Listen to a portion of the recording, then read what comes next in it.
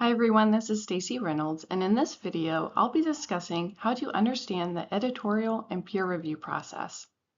Sometimes after you submit your manuscript, it seems like it goes into a black hole and you may not know what goes on the other side. So in this video, I'll provide some insight on the behind-the-scenes process.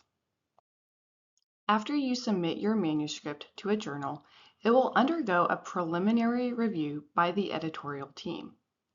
If the manuscript isn't a good fit with the journal, or they're not interested in sending it out for peer review, it may get what's known as desk rejected, which means it is rejected without being sent out for peer review. If the journal is interested in the manuscript, it will be sent out for peer review.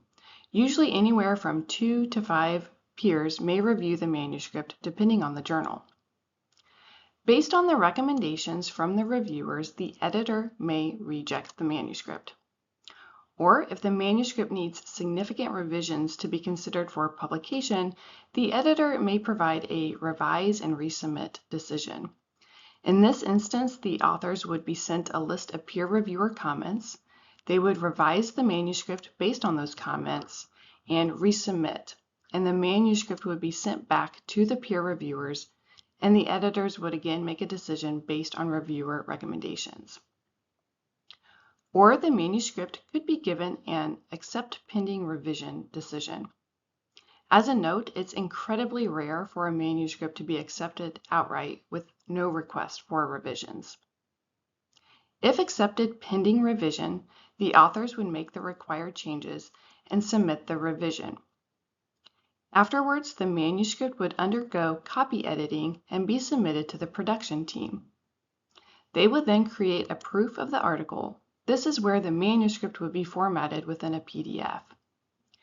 Proofs are then sent to the editor as well as the corresponding author for review. During this review, authors would need to pay special attention to things like the author's names, credentials, and affiliations to make sure everything is correct and spelled correctly. Please know this is the last opportunity you would have to make any small changes to your manuscript, and you would be unable to make any substantive changes. Often proofs need to be reviewed quickly, and authors are often asked to review and submit any minor changes within about 2 days. If the journal offers early access, your final article may be posted online with a DOI number, but it may be missing a volume, issue, and page numbers.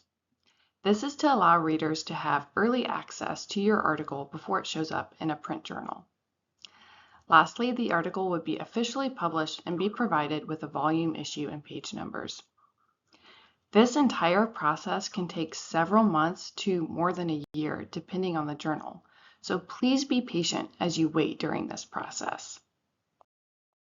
From the prior slide, you can see that peer reviewers help the editorial team make decisions regarding whether a manuscript should be rejected, revised, or accepted.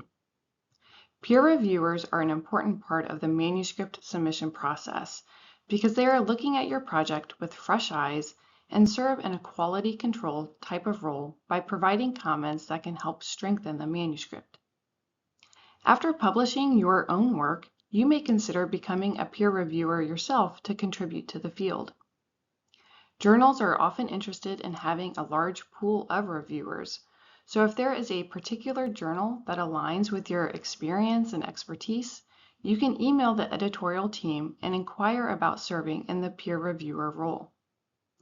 There are several free peer reviewer workshops that are available online. One is through Wolters Kluwer and the other is through Elsevier. To recap, in this video, we discussed the behind-the-scenes editorial and peer review process. As we saw, this can be a lengthy process, so please be patient as you're waiting on an editorial decision. Also, to contribute as a scholar and give back to the publishing community, you may consider becoming a peer reviewer yourself after you've successfully published your own work. Thanks for watching, and I'll see you for the next video.